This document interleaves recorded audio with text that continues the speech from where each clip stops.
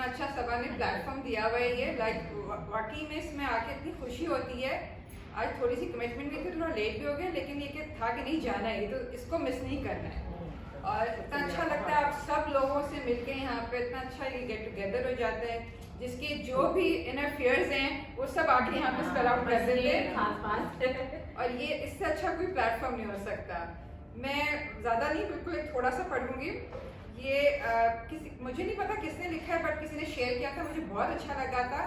ये मतलब आप सबके बाबा के लिए है कि किसी ने कहा था कि मैंने सोना छोड़ दिया है, डर के रोना छोड़ दिया है, गम को सहना भी छोड़ दिया है, दिल को भी बहला लूंगी, अच्छा अब मैं सो जाऊंगी।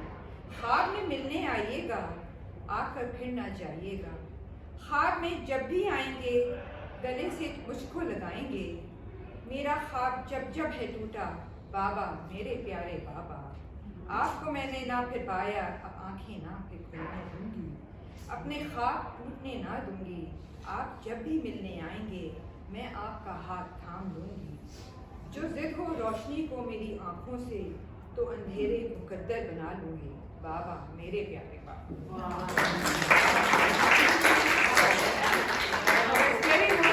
मेरे बहुत करीब है, आपने बाबा याद दिलाया।